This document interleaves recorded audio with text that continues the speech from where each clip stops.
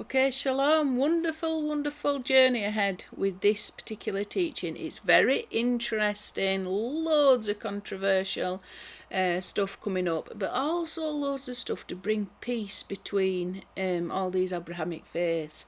You know, we've got a very, very common foundation. We should be starting to be more aware of that. So this is what is the heavenly reward for the three Abrahamic faiths of Judaism, Christianity and Islam. Let's go and have a look. This is extremely interesting stuff.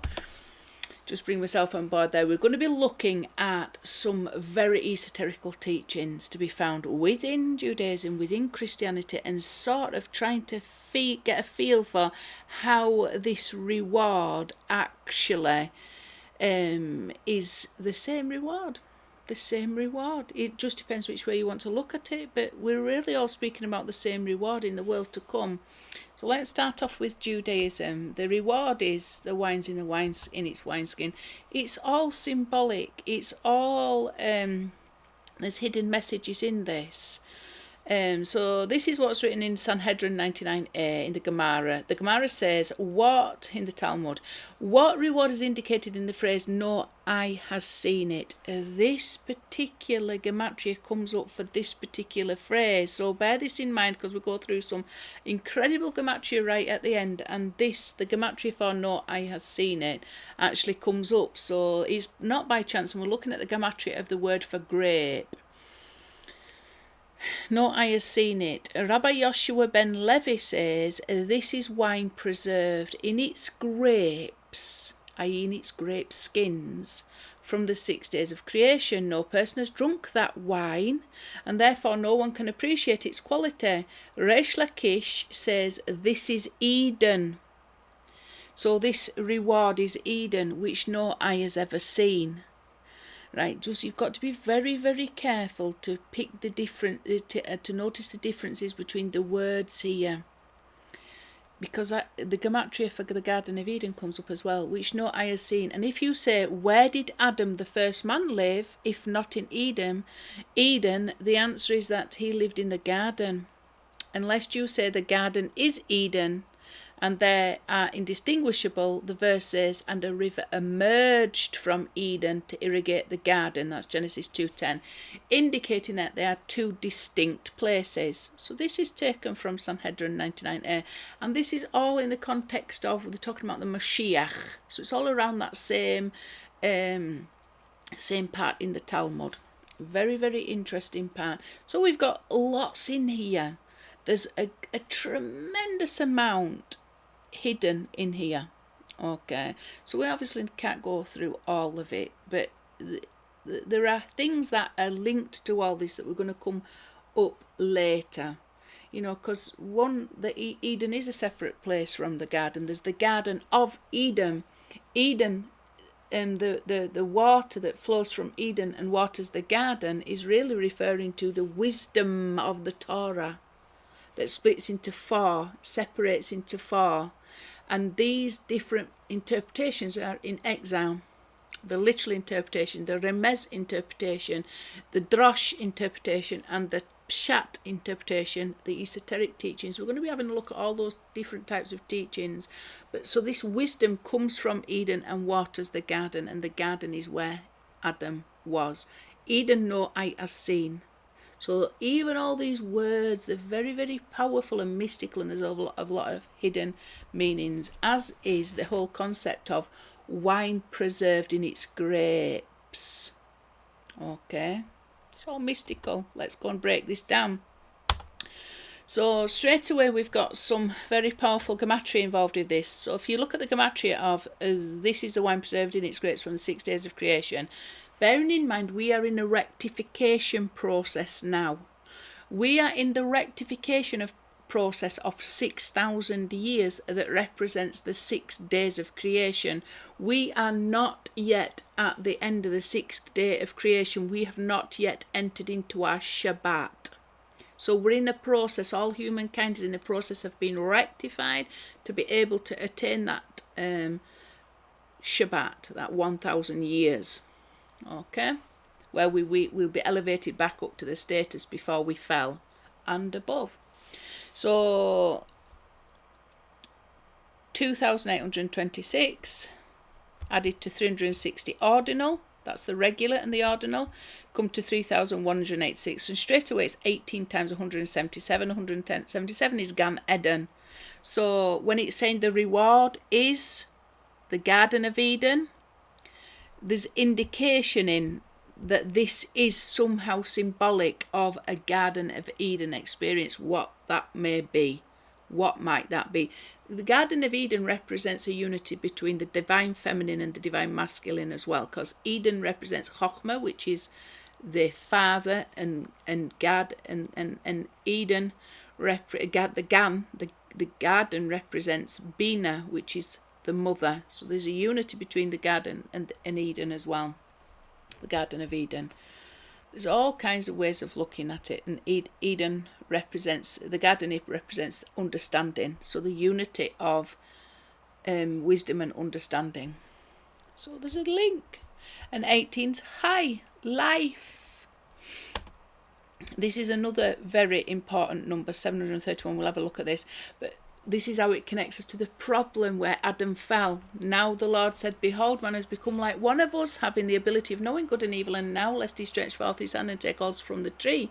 This is also from the tree of life, but that comes 2,826. So this is the banishment of man from the Garden of Eden, and now we've got these 6,000 years that we have been rectified to be elevated back up to that level, perfected humanity. What does all this mean? Okay, so we've got lots of guides that have guided us along the way. What's called the luminaries. So we know in the Torah, because I've talked about this many times, the luminaries is spelt defective. It's missing two letters vavs, and because it's got these two missing vavs in the word luminaries, this one and this one, it actually says the word for curse. It's Moroth, which means a curse. So the luminaries are supposed to be like representing the sun and the moon. These are representing aspects of Mashiach, but they're in a very diminished state because there's the truth that's lacking. So you've got the sun and the moon. Mashiach ben Yosef, Mashiach ben Dawid. But when you rectify that word and you put the additional vavs in for the luminaries, it comes to a regular and ordinal that also adds up to 731. This is our work, to find the truth from the lie, to sort the truth from the lie, the fantasy from the truth. And like what we're going to be doing now, because, trying to think about the ultimate reward of humanity can inspire a lot of imagination that can be false. That's actually resulted in people being inspired to suicide bomb and things like this. You've got to get it right. What really is God saying? Because if we are inspired by our egos, we're going to come up with fantasy, fiction and lies. And the whole exile that we're in now, the Edomite exile, is the exile into our flesh. Our knowledge has fallen into our flesh, and we are not able to perceive the truth clearly. And the Vav represents the truth. And the Vav is also the sixth letter of the Aleph-Bet, and this represents the 6 working days, the 6,000 years where man has got to sort the good from the bad, the truth from the lie. And when we've got the truth, we will get to this place up here. We will overcome all the delusions and illusions that are holding us back in a state of exile. So the luminaries comes to rectified 731. So we see the link there. We've got to get the truth out. We're living in a world of lies. We've got to sift it, good from bad, truth from lie, ultimately. And that's our work to do in the 6 days that we work. And then the 7th day we rest. Bearing in mind, this is another important word when it comes to analysing the reward from an Islamic perspective. So Moshe and Yeshua added together, also 731. Without the unity between Moshe and Yeshua, which are the two, this is Adam. This is Adam. Moshe and Yeshua represent Adam. King David represents Chaya, the mother of all living. So again, you've got Eden and the garden, that male and female. But first, these two aspects of of male, the male need to unite. Then it's ultimately a revelation of the name of YHWH at the higher level of Yeshua, and the name as revealed within the letters of the Torah and above the letters of the Torah. Come to 731. These are the luminaries that help us to be able to perceive the name YHWH. We've got the Melech Israel, regular and ordinal, 731. These are the kings of Israel, the Moshiach, Moshe and Yeshua. And then we've got this concept, Shalom Pharaoh. So this is what Yosef spoke to Pharaoh when he was just about to interpret the dream. He was going to tell Pharaoh, it's God who's bringing you to a place of shalom. He didn't want to take full responsibility for that. But this is a very important concept. I can't go through it today, but the part of the Mashiach is to come even for the pharaohs of this world. And that's it's to bring every single human being, even these people who are the equivalent to the pharaohs of this world, to bring even them to the knees. So every knee shall bow, every tongue confess. Okay, so 731. YHWH has got a plan through Yeshua, who is Mashiach ben Yosef, to accomplish this. 731. And 110 is the regular and ordinal Chochmah. It's also the years of Yosef, the years of Yeshua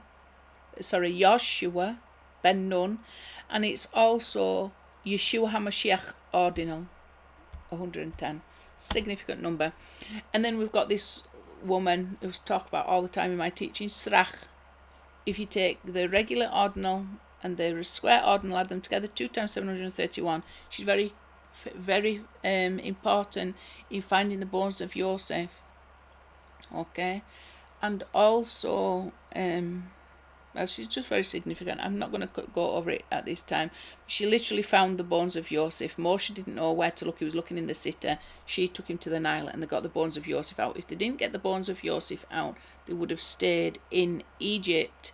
The bones of Yosef represent all the good works done, primarily the good works done in Christianity and in Islam. Okay. And this is what raises us up from exile, that causes the sea to split, was a coffin of Yosef that carried those bones. And it was equivalent also, it was side by side to the Torah, the Ark of the Torah, the Ark of Yosef and the Ark of the Torah the Ark of the Covenant were carried side by side during the desert wanderings. So the revelation of the name within the Torah and the revelation of the name of YHWH as revealed through the bones of Yosef, i.e. the good works that have been done primarily in Christianity and also in Islam throughout these 2,000 years of Edomite exile. And the way YHWH through this whole phenomena has been fulfilling his Torah. Okay. His Torah. In a hidden way. 731, there's an equivalence.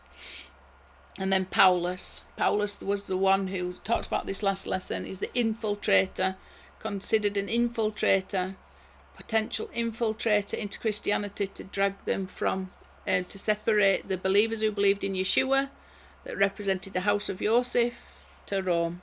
Okay, Paulos was the vehicle of descent. Paul. Okay, 731. It's all part of an essential plan, however, to split the camps into two. Yehuda had to be separated from Yosef, just as it is in the Torah. Yehuda was separated from Yosef when Yaakov went to meet his brother Esav. Esav is Edom, which is considered to be Rome. So we're in the Roman exile. There's a great phenomena that's just been on recently. I didn't know nothing about it. This TikTok phenomena where people are asking their husbands and their partners, how often do you think about the Roman Empire? I mean, and they're thinking about it all the time. And you're like in a positive way, obsessing over the Roman Empire. I'm thinking about the Roman Empire, thinking, how can we end it? How can we end this Edomite influence in our lives? Or at least transform it from the negative into the positive, because it represents our base instinct, doesn't it? Our lust, our materiality, our gashmioth is correcting. Okay, but at the same time, it needs transforming from the side of evil to the side of good. And this is why we're in this exile. And we're in this exile ultimately to reveal the name of YHWH. Let's not forget the purpose of everything. Right, so this is taken. We're going to have a look at, I've got this book here. It's a book that goes over the potential Syro-Aramaic reading of the Koran. Okay, it decodes it into a possible Syro-Aramaic translation. And through that translation, you can see that it's actually, we've all got the same reward coming up. We just need to decipher what exactly is these grape skins, this wine preserved in the grapes from the 6 days of creation. You know, it's phenomenal stuff. It's phenomenal stuff when we get to the bottom of it. However, this is what's written in Islam, in the Quran, in Surah 37:40 to 49. But Allah's chosen servants shall be spared this woeful end. For them awaits a known provision, a variety of delicious fruits, and they shall be honoured in the garden of bliss. They will be seated upon couches set face to face. A cup filled with wine from its springs will be passed around to them. White sparkling wine, a delight to the drinkers. There will neither be any harm in it for their body, nor will it intoxicate their mind. There shall be wide-eyed maidens with bashful restrained glances, so delicate as the hidden peel under an egg's shell. So there's actually there's loads and loads of mystical coded messages in there. There really is. If you trace that back to the Zohar and the concepts to be found in esoterical Christianity and stuff like that, even there's a lot of innuendos regarding this fruit. So the fact that it is within Islam, it's understood to be virgins, might not be too far from the truth. It just might be. When we'll get there. It's obviously this grape. This grape is not a grape in of itself. It's the whole purpose of this 6,000 years of refinement. We're in a process of refining our body from a place of lustful desire to a rectified vessel where we're able to contain the light of the name of YHWH. And we are able to contain it within our bodies. And just like Moshe glowed when he was in the presence of the divine, so it was in the divine presence, his face glowed, but they didn't want to see that. Our bodies will become like that. We'll be so refined that we'll be like glowing. We won't have skin. Our skin will be light. It's like the whole... When they ate from the tree of the knowledge of good and evil, God gave them skins to cover them up. So they obviously hadn't got skins prior to that. So he gave them skins, but in one of the sages' interpretations, that is awe, as in light, because the two words are very similar. You've got awe, spelt with an ayin, which is skins, like animal skins, or any skin, our own skin, or you've got awe, which is spelt with an aleph, which means light. So our bodies will be rectified, be like translucent. We won't be thick-skinned and lustful and gross, full of physicality. We will be refined. We'll be delicate. The lust won't be there. It will be just. It's like it says. The will to receive for ourselves, the egotistical, selfish will to receive for ourselves, the materialistic nature that we've got will be transformed into a nature where we desire to receive the good that YHWH desires to bestow upon us for the sake of his name, and because he desires to give even more than we desire to receive.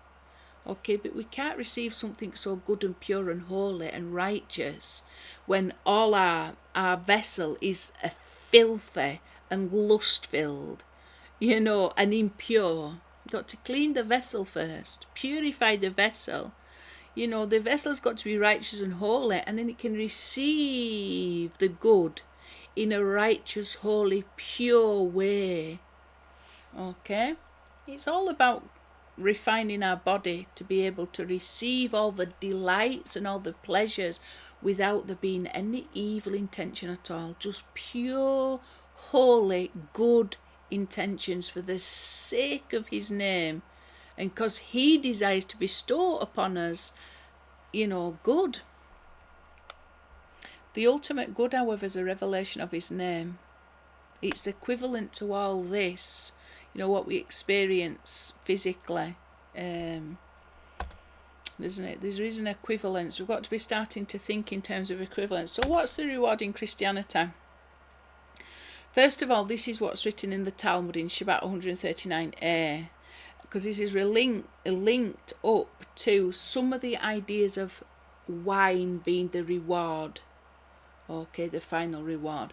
So Rabbi Malai said in the name of Rabbi Yitzhak of Migdal that the day that Yosef took leave from his brothers, he did not sample a taste of wine, as it is written, there shall be on the head of Yosef and on the crown of the head of the one who separated Nazir from his brothers.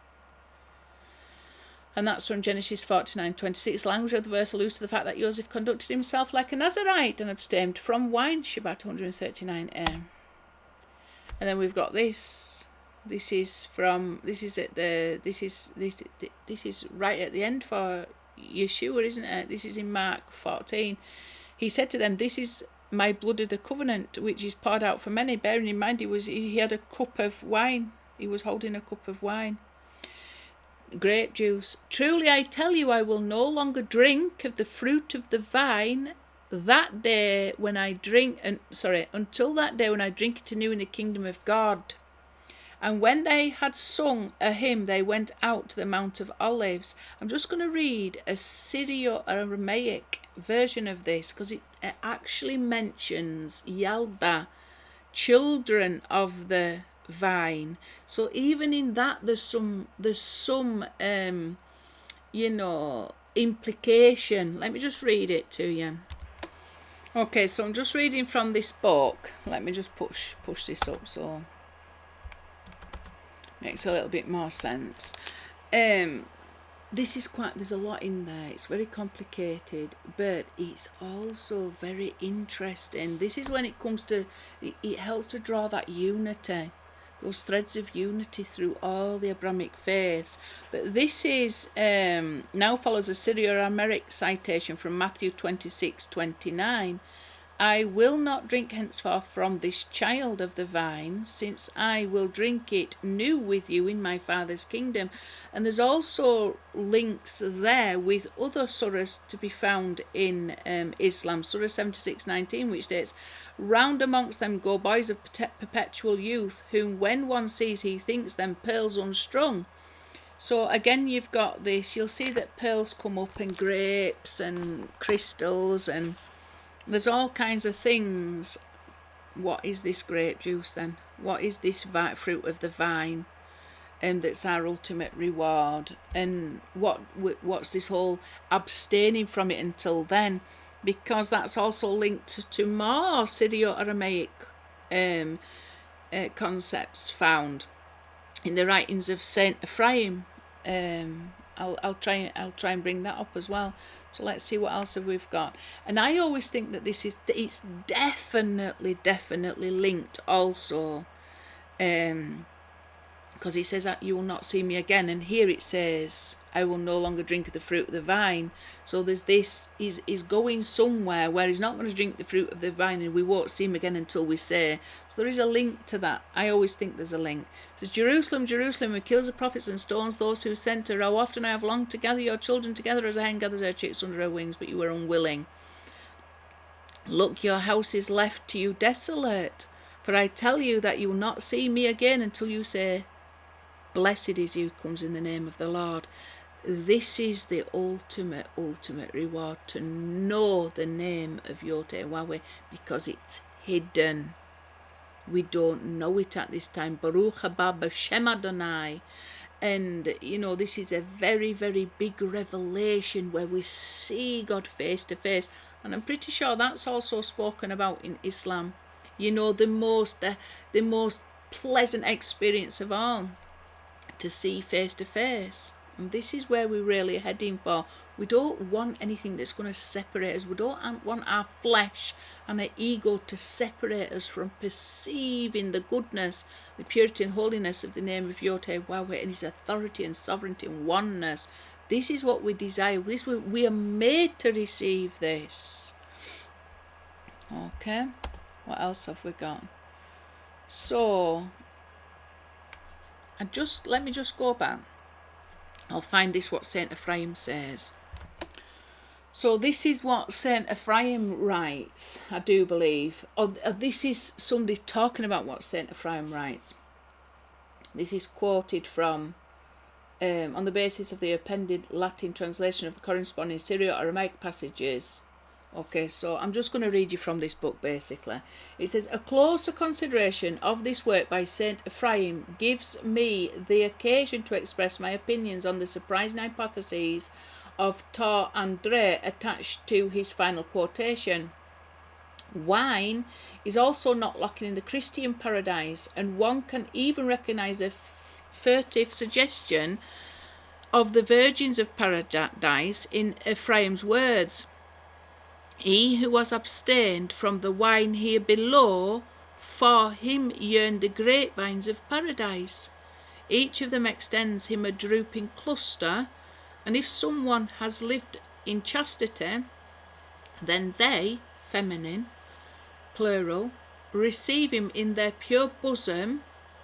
Oh, it just says feminine actually. Receive him in their pure bosom, because as a monk he fell not into the bosom and bed of earthly love. And there was a lot of other hymns by Saint Ephraim that mentioned like the grapevines and things like that, that they do believe that they were copied. They were copied into the Koran. There's a lot of this Syro-Aramaic liturgy that it would appear have been copied into the Koran. So just bear that in mind as well. It's even though it's talking about fruit, you know, the original fruit from the tree of the knowledge of good and evil. I talked about this last lesson. You know, there's 5 potential fruits according to the Talmud, the Midrash, and also what the sages say.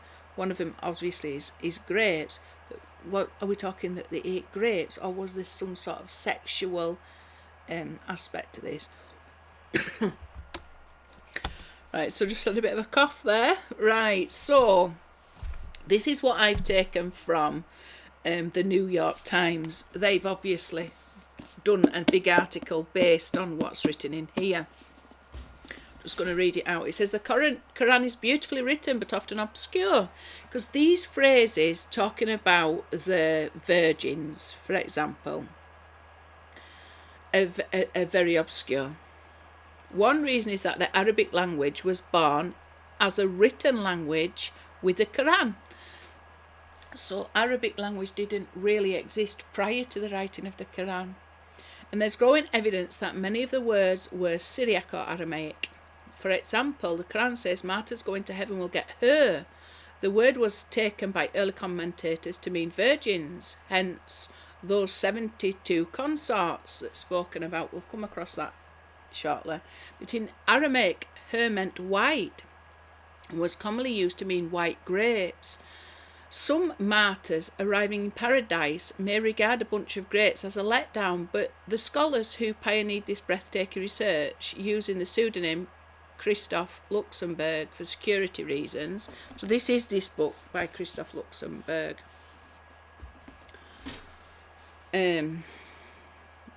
Noted in an email interview that grapes made more sense in context because the Quran compares them to crystal pearls, and because commentary accounts have paradise abounding with fruit, especially white grapes.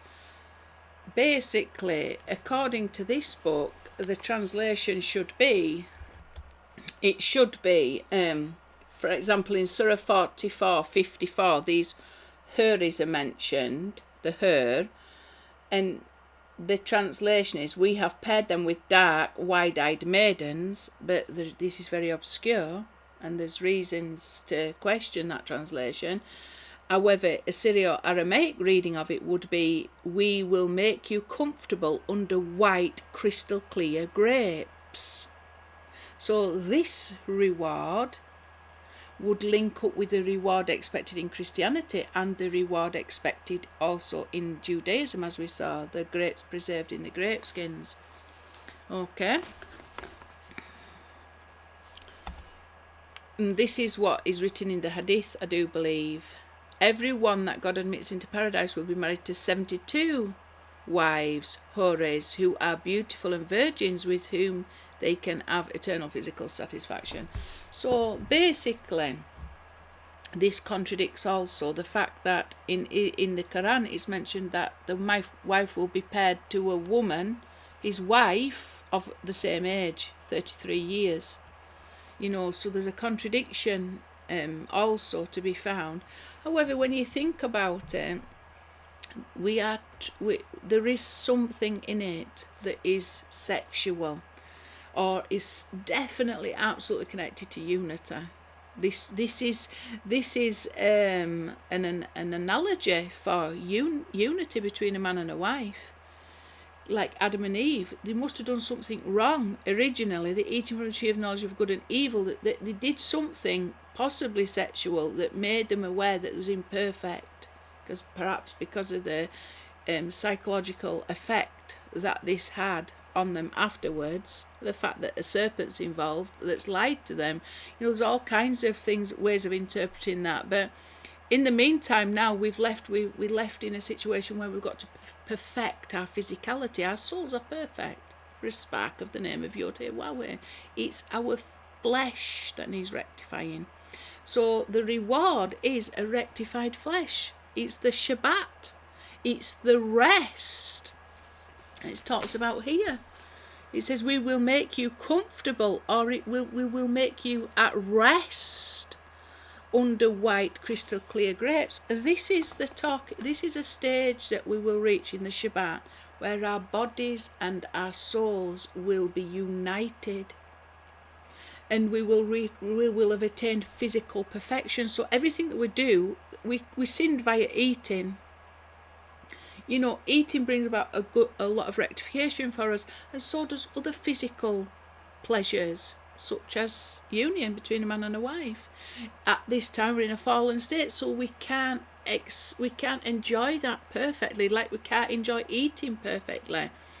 But this pleasure will be restored to us in some way. We will be purified to such a degree that there will be no more guilt, no more unhealthy consciousness. We will be just fulfilling what is. We will be. Whether there's an equivalent, I don't know, but whether there's an equivalent of it being, like enjoying relationships as if you was enjoying it with a virgin, with your own wife, however, as you would contradict it. We don't know until we get there, no eye has seen, but we can start to put it together. We know where we're going. We know where we've got to rectify our physical bodies. We know that God desires to bestow upon us all his good, which is ultimately a revelation of his name. But his name contains a perfect unity between masculine and feminine within it.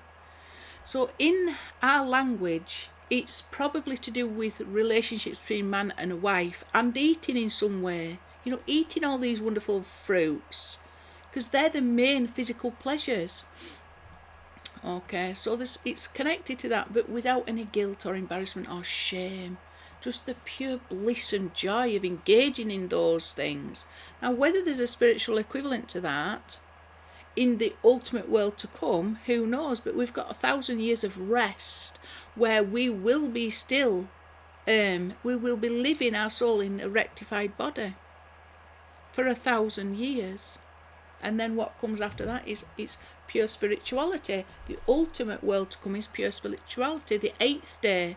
But we haven't got to the 7th day yet. We're still in the 6 working days where humanity is correcting itself. Okay? So all these things start to make sense. It's very difficult when we're in a fallen state, isn't it?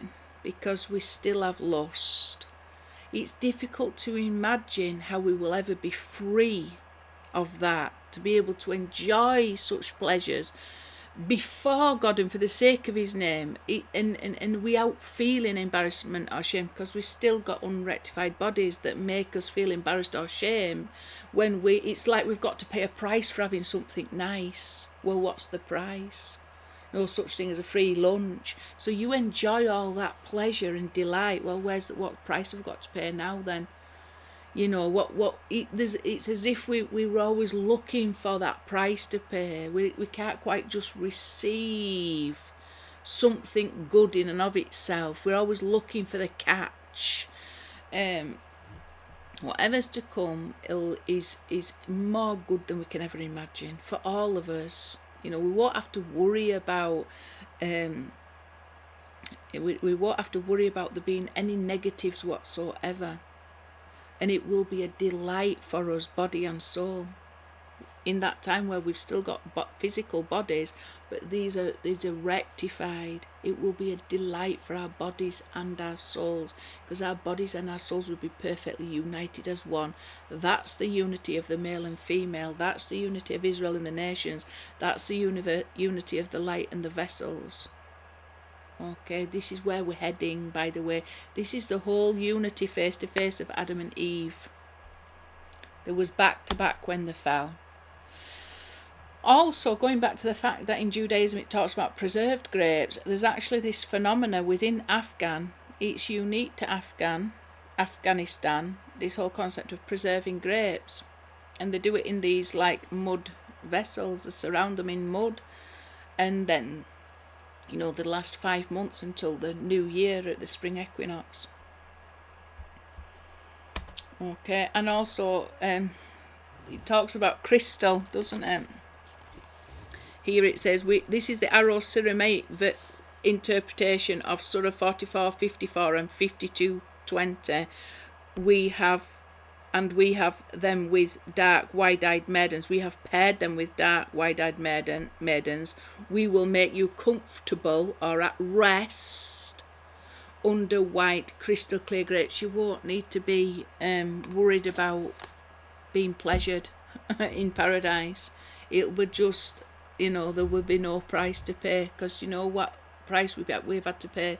The 6,000 years of hard work that humanity has toiled to bring us to that place of perfection. The suffering, the blood that's been spilt, the lies that we've been subject to. See, at the end of 6,000 years, we will know that we have earned this reward, because we will not have got there for nothing. This has been a struggle to live in these gross bodies that we live in, to suffer because we can't engage in normal relationships, because we don't even have a healthy relationship with food. We constantly worried about the way that we look. We're not at rest with anything. It costs us a lot of money to even earn the money to eat. We worried about everything. The food is getting poisoned, the animals are getting poisoned, the milk is getting poisoned. You've got people who refuse to eat anything that comes from an animal. It's all messed up. We're toiling with it, and that's just food. And then there's the problems that have come as people sought sexual pleasures, all the pornography, all the prostitution, all the adultery, all the cheating, the scheming, the lying, the dating, the this. It's all perverted. We will have it when we wrestled with all this filth. When we've scrubbed ourselves down and we've chosen to do what's good and righteous to the best of our ability, we will have earned the right to sit in peace and enjoy whatever God desires to give us in our rectified bodies, because the whole of humanity has been fighting to get here for 6,000 years. Okay, so we will have earned our reward. We won't need to think, well, what's the price to pay? We paid it. We paid it already. We have worked and toiled to gain the truth, to empower our soul, to bring our bodies into subjugation in order to receive that reward. We will have already toiled. It will be our time of rest. So everyone that God admits into paradise will be married. So this is taken from the Hadith, to 72 Houris wives who are beautiful and virgins with whom they can have eternal physical satisfaction. Okay, so it's not just either talking about some men that put on a suicide vest and blow themselves up. There's an element to this you've got to understand. There was two creations of man and woman. In one instance within the Torah, there was created from the dirt. Then in the next instant, the wife is created from the side of Adam. Okay? And the sages say there's two types of women. There's Lilith, the rebellious wife. She wanted to dominate over Adam. And then there's the rectified Eve. We're in a process of rectifying. Eve represents our body. The woman represents the body, in a process of rectifying, so that the wife and the man can come together, so the light and the vessel can come together. Okay, so the spiritual and the physical can come together. Islam was born out of Adam. Adam is represented the male aspect of divinity, which is the name of YHWH. This is why in Islam there is no name of YHWH, but it's in Christianity and Judaism. They represent the divine male aspect. The name of YHWH as revealed within the letter of the Torah and out with the letter of the Torah. So Adam and his crown, the body and the crown. Eve, Islam represents the female, and yet sometimes she's in a state of this rebellious wife. She thinks she comes first and is more important than Adam. She came from Adam. Islam came out of Christianity and Judaism. She didn't come first. But like I say, there's two creations of Adam and Eve, one from the dirt and one, the wife from the side. The wife from the side is going to be brought round face to face with Adam. She's going to receive the light from her husband, and she will become the crown of her husband. But right now she's like a black widow. She's wanting to murder her own husband and then go whoring about with people who will never know her true worth. She's just whoring about with them. She's just whoring about. Islam whoring about with people who have no understanding, because they've no understanding of the Torah, they've no understanding of the teachings of the name revealed within Christianity, the name of YHWH revealed in Christianity. They've no truth. Yet you can see this in the world.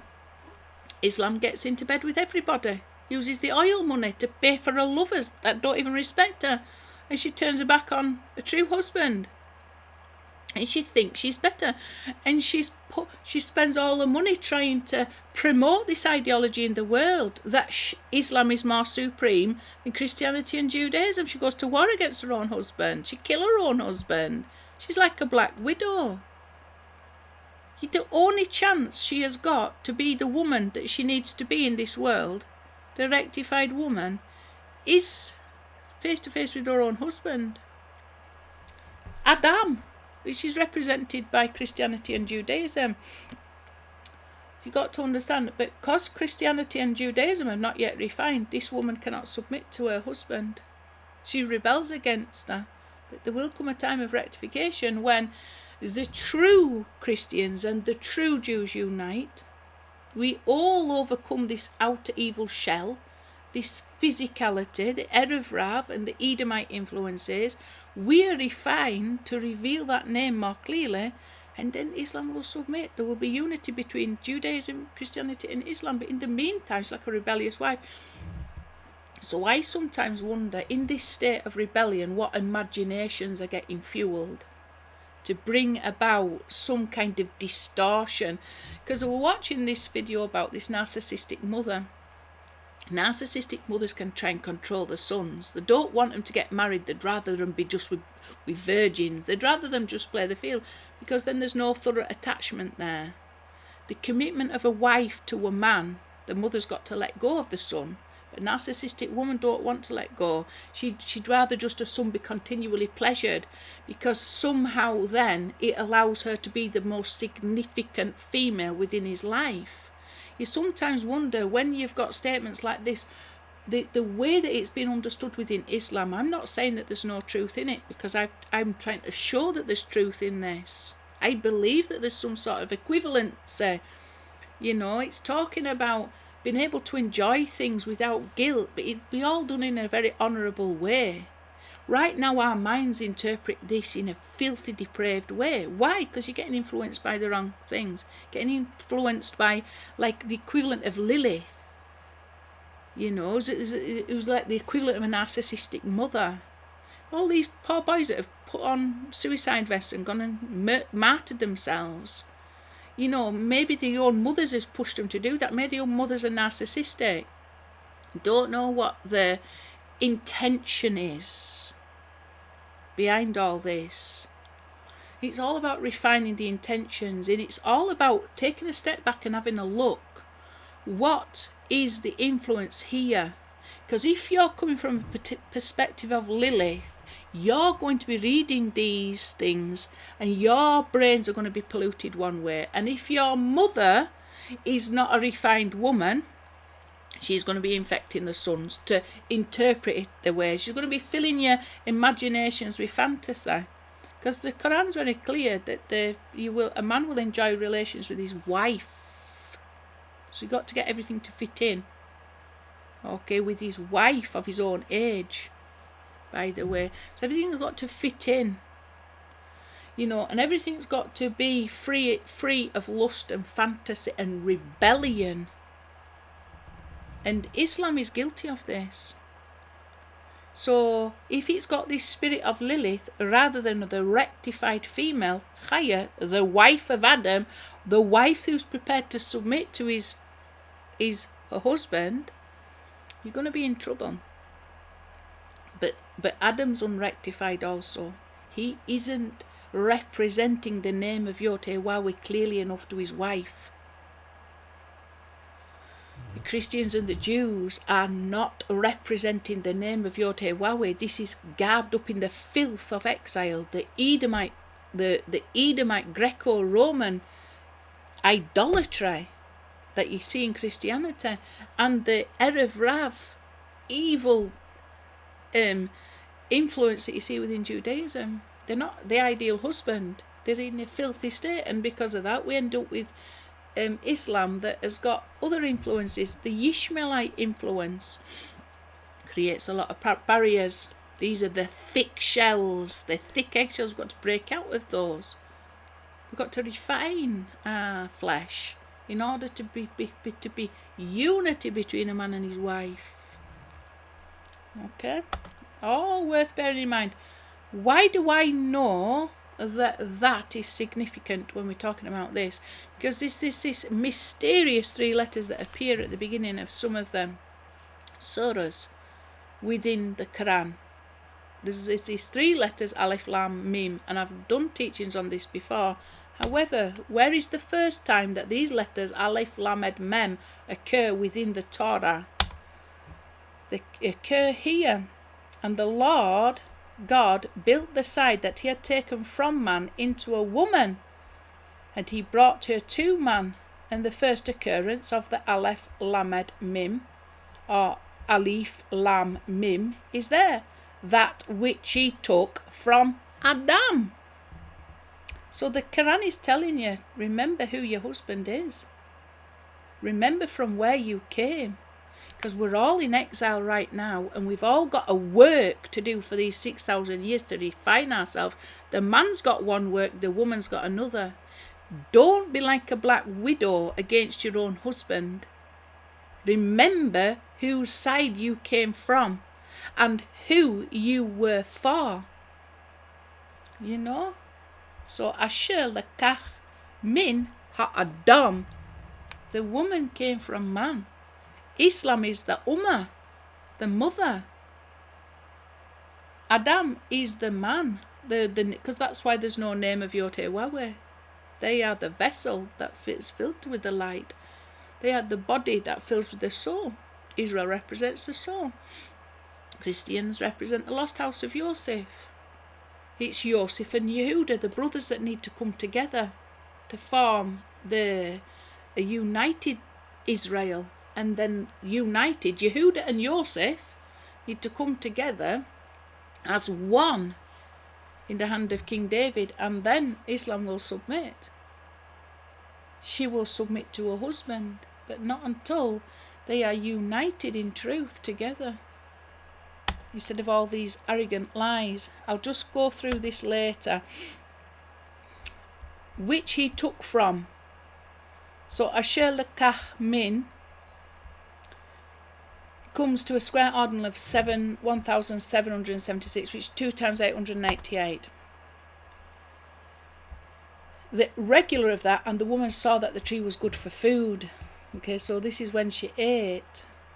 It comes to 1,251 plus 207, which is or light.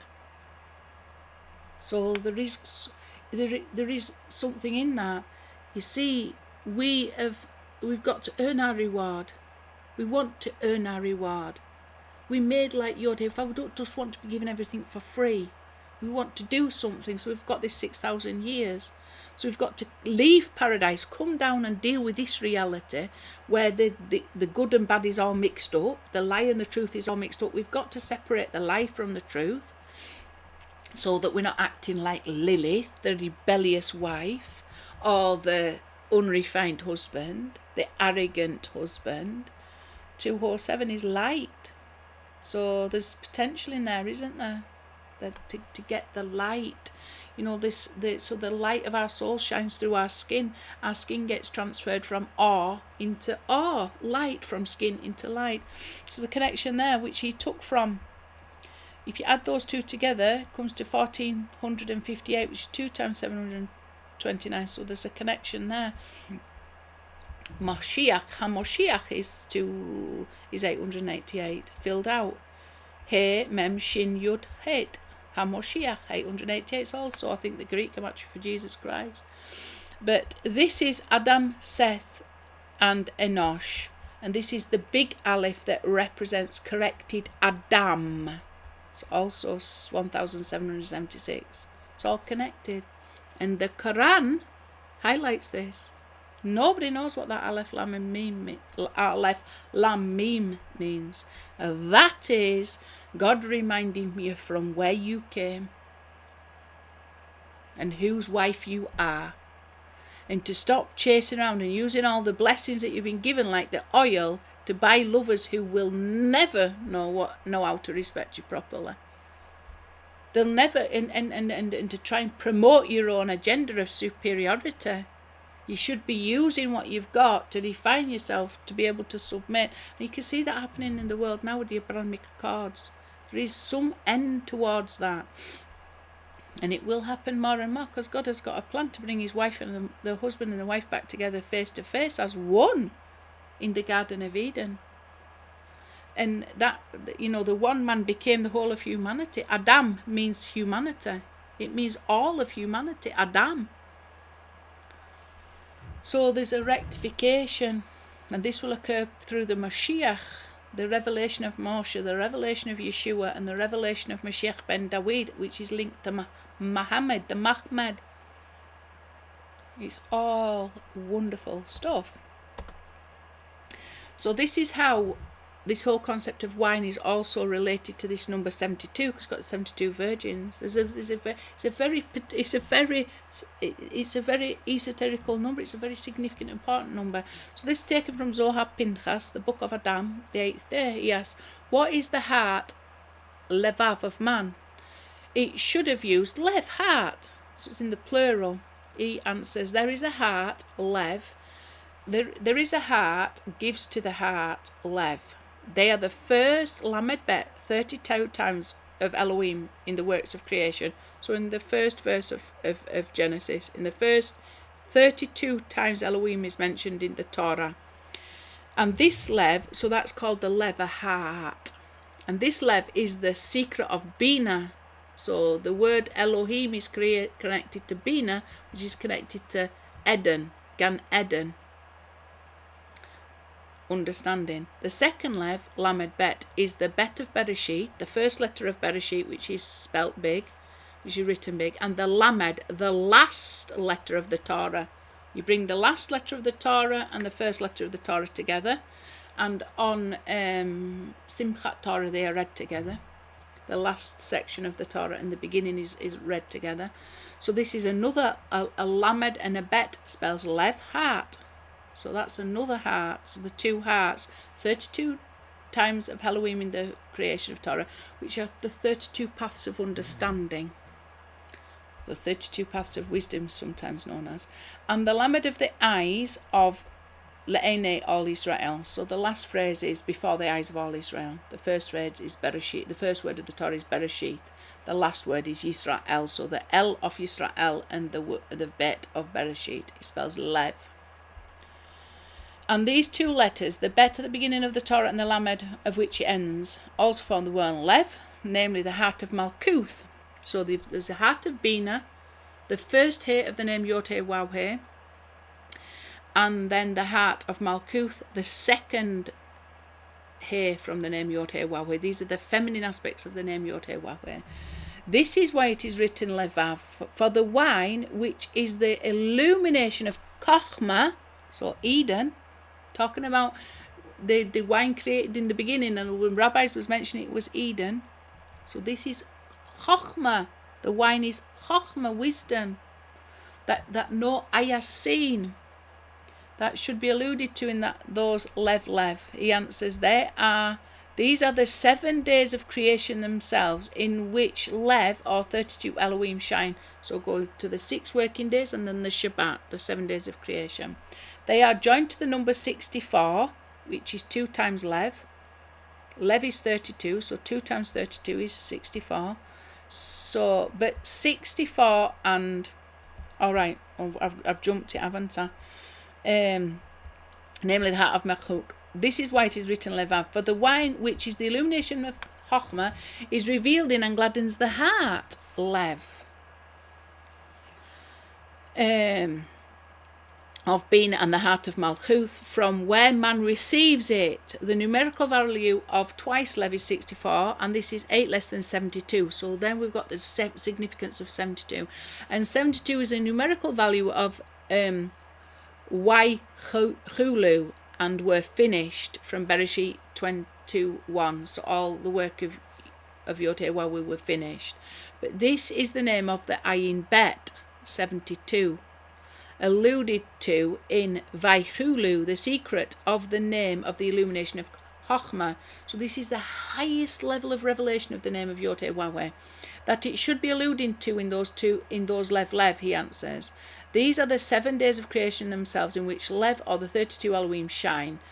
6 days of work, 1 day of rest. We're wanting to get to that place of rest where we can eat and have relations that are holy and pure and good, or whatever reward that God has got planned for us, that we can receive it in a way that is just all good, no negativity whatsoever.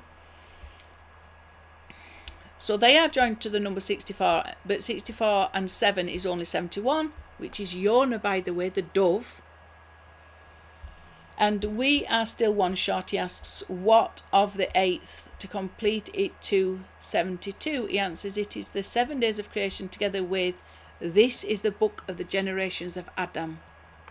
Okay, so we've got a link back to Adam. It's all humanity that will be refined, and it's the Mashiach that will help us. We will all attain the level of Mashiach in one way or another, which is also considered to be a day of creation. It is 72, like the numerical values of the letter Bayayin, with wine. So going back to why it's with wine, we're in a process of going through these 8, well, it's ultimately to get to the 8th day, isn't it? But we're going through a process of rectification to bring us so that we can receive that secret illumination that's set to do with the number 72. It's the illumination of Chochmah, as discussed above.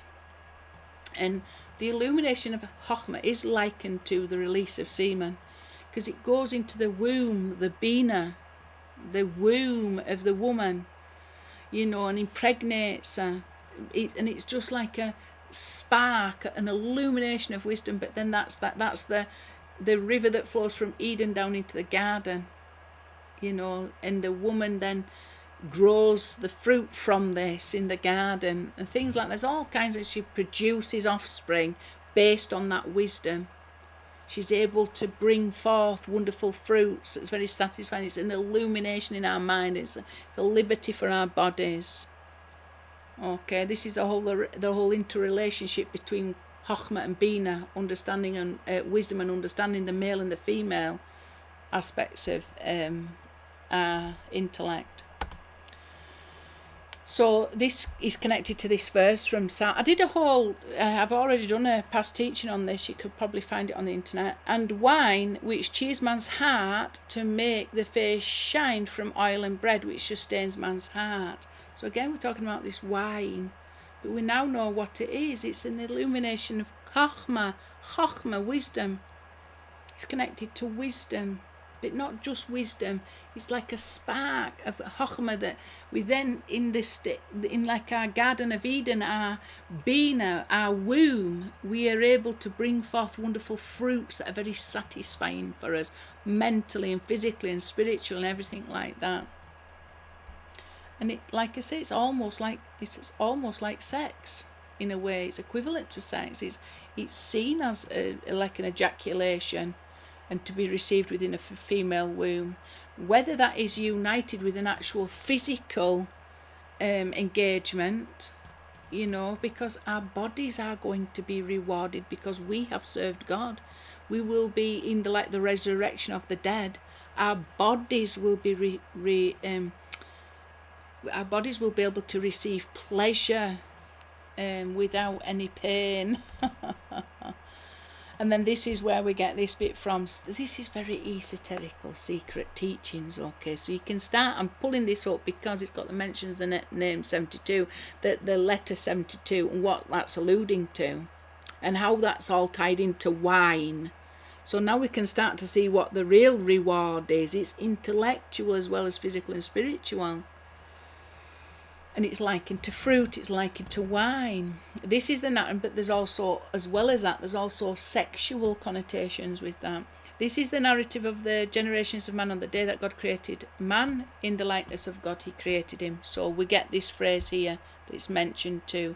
This is one of the days, Zesepha Toldoth Odom. Right?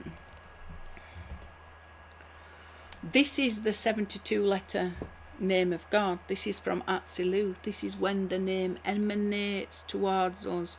It's spelt out like this. Each letter filled, Yod, He, Vav, He. Each letter filled with a Yod. The He filled with a Yod, the Vav filled with a Yod, and the He filled with a Yod. So this is the holy name filled out, and the value of this is 72. So this is the highest filling out of the holy name of Yod, He, Wawe, the level of Atziluth. So, and that's connected also to that as well. It's to receive this as a revelation. We don't really know what this means because we're trapped in these vile bodies that are not able to receive wisdom at this level.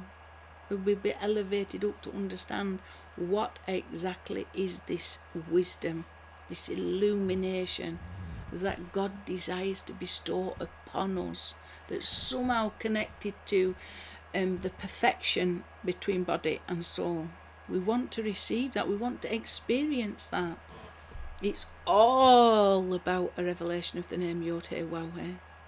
If it doesn't include a revelation of this name, we've missed the point. It's lust and fantasy and fiction coming from trying to understand religion in our fallen lust-filled state. We're going to get it wrong.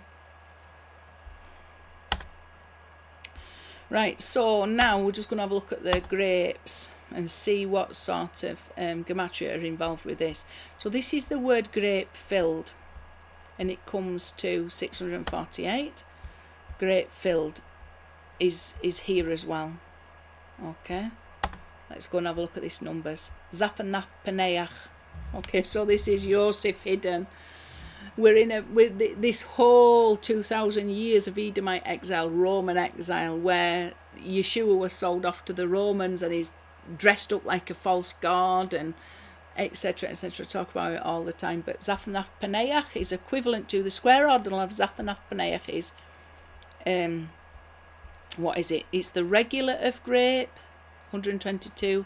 It's the filled grape to the first filling, and the second filling of grape to the second filling. I'm adding up together 2098. The grape is some sort of reward that we'll get through this whole concept of Yeshua, which is the Yechidah coming down into exile with us to help us get through that process of refinement.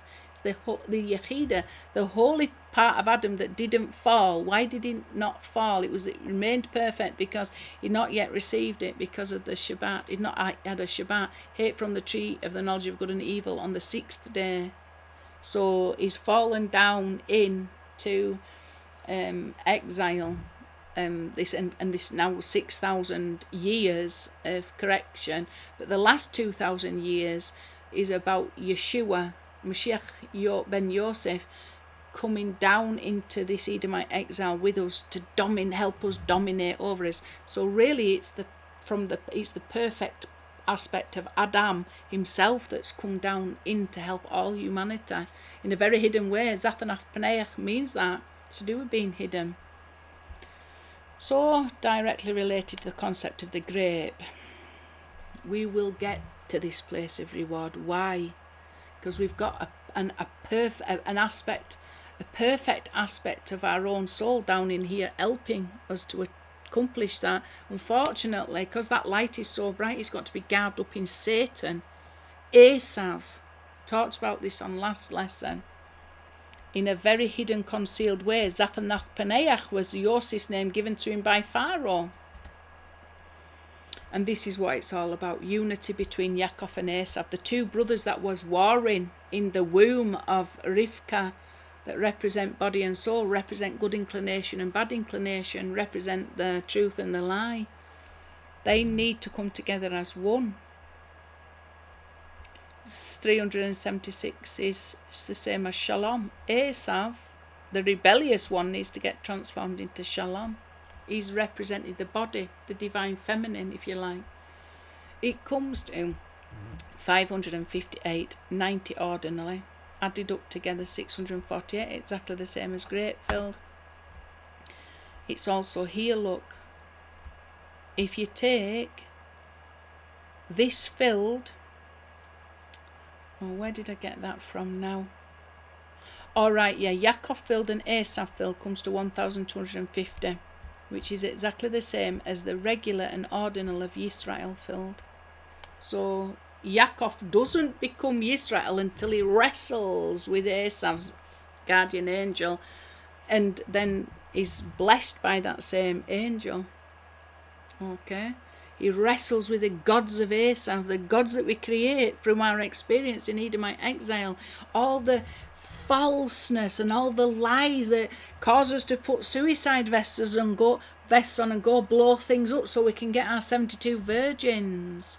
You know, and all the other delusions that Christians have and Jewish people have that's simply not the truth, that creates all hate and separation between the religions that are equivalent to separation between Adam and Chaya, body and soul, Israel and the nations.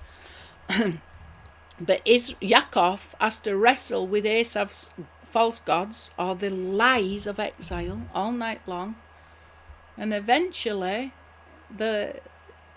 what's hidden in that gives Yaakov a blessing, and he becomes the name Yisrael. You have striven with man and gods. That's what Yisrael means. So he becomes the divine masculine perfected, and at this point Islam will submit. Chaya will be perfected too, because God will have a perfection for her.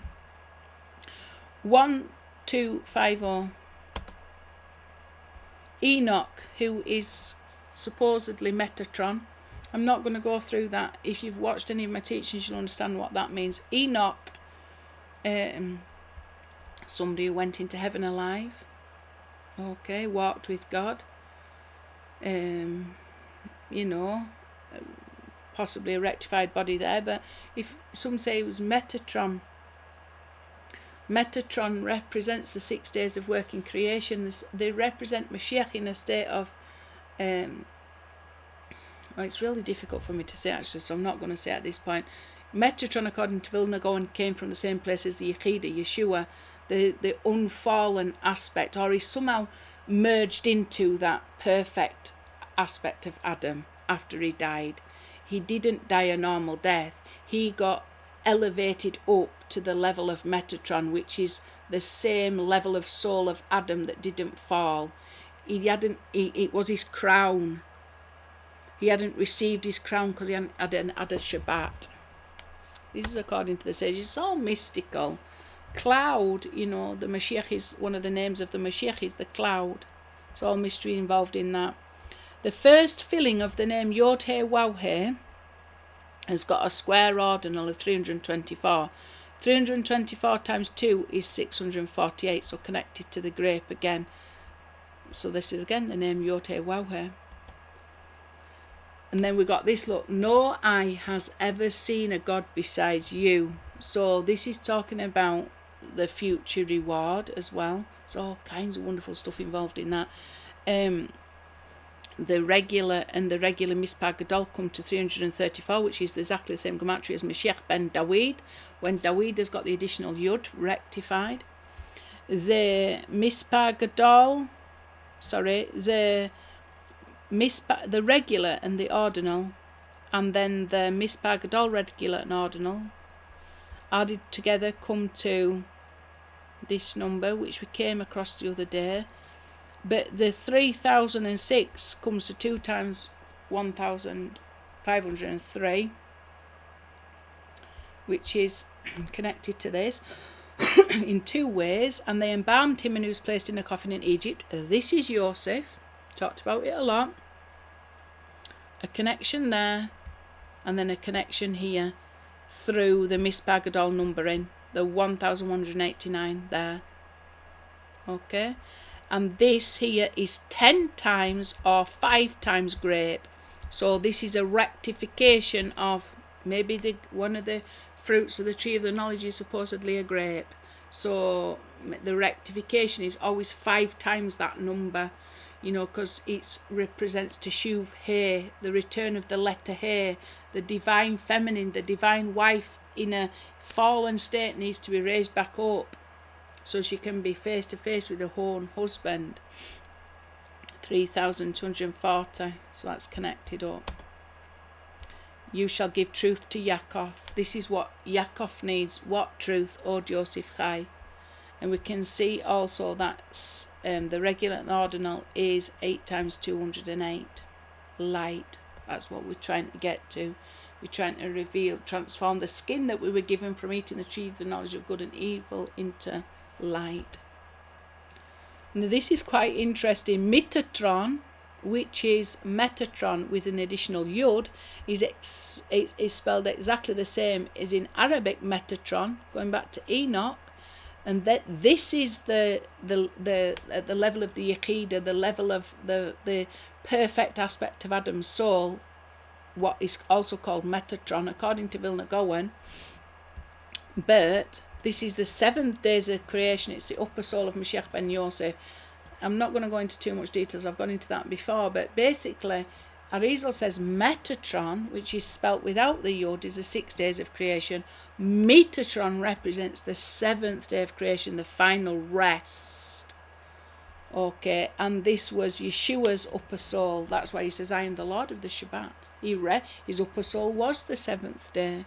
And he is now in exile trying to get us to that 7th day where we can rest and enjoy those grapes and that wine. It's like it says here about resting. We will make you comfortable. We make you rest under white crystal grapes. And then Da'ath. So Da'ath is knowledge. It's a squared regular of 164,916, which is 509 times 324. So again, we've got that connection. We're trying to restore our knowledge. We ate from the tree of the knowledge of good and evil. Our knowledge fell down into our flesh, into our Esav, into our body, into the nations, into the divine feminine, into the vessel. It needs elevating back up to its original place, which is at the forefront of our minds. Golgotha, the skull. And we're in a process of rectifying that. purer the knowledge, the better it is. We don't get true knowledge, though, without rectified flesh. If we are full of arrogance and ego, we're going to be seeing things and interpreting it one way. We won't be interpreting it in truth. We will be interpreting it in a lie. Okay, so we need to restore our knowledge. Restored knowledge is the concept of Mashiach. In Pharaoh, it's the raised up serpent, the raised cobra that's on the hats of all the pharaohs. There should be the tefillin there, the holy word of God. And instead we've got lies and arrogance, and we're walking around like Pharaoh, thinking that we know best, creating nothing but separation and hatred between brothers. True knowledge brings unity. Da'ath means unity. It's the unity between Chokhmah and Bina, between the male and the female intellect. We've got to have true knowledge that doesn't be like a serpent that bites everybody and poisons everybody with filth and lies and inseminates people, like Eve was inseminated by the serpent. You've got to be inseminated by the holy Chokhmah that comes from the Garden of Eden, not from the filth of the serpent that inspires us to do all kinds of depravity and think that we're actually serving God by doing it. It's all lies we've got to overcome. And then we've got Sarach. This is the overhanging excess on the curtains, but this is related to the woman Sarach Bat Asher also, because the sages say that her name means she lived a long, long time. She didn't actually die. She got transferred into heaven alive. She was one of the people who went into heaven alive, never died. So again, you've got this quality of a person that is so physically pure that the body can go up into heaven alive. Sarach was one of those, represented one of those people, according to tradition. And her name, although it's spelled Shin Resh Chet, it's got exactly the same sound as Sarach, Samech Resh Chet. And the rabbis say that her very, very, very long life is attributed to the fact that she was blessed by Yaakov for eternal life. But her name is related to this word in the Torah. It means excess. She had an excess abundant life. As we can see, that's related. It's 2 times 648. And then finally, this is very interesting, these are the 5 aspects of the Mashiach, which represents our da'ath, our knowledge. Because what knowledge? Knowledge is the name of YHWH. And these are the 5 aspects. These are the 5 strong leaves that surround the 13-petal rose, which is the 13 tribes of Israel. So you've got the 5, which is the name of YHWH ultimately, but it's split into 5 aspects: the tip of the Yod, the body of the Yod, the He, the Vav, and the He. And they are represented by Mashiach ben Yosef, Mashiach ben David, Moshe, Yaakov, and Rachel, the Malkuth. So that would be Keter, Da'ath, Tifereth, Yesod, and the straight line down the centre of the tree of life. But if we add the ordinals for all these names up, it comes to 324. So that's related to the grape. These are going to help restore our knowledge, our fallen knowledge. Okay? There's a lot to think about. And this is in the opening of the Zohar. It talks about the 13-petaled rose that's surrounded by the 5 strong leaves. They're all aspects of the name YHWH. The Mashiach is there to reveal the name, the authority and the sovereignty, like a viceroy. Like Yosef was the viceroy of Pharaoh. The Mashiach is the viceroy of YHWH. Blessed is he who comes in the name of YHWH. And with that, I will say shalom. Please subscribe and share. Thank you.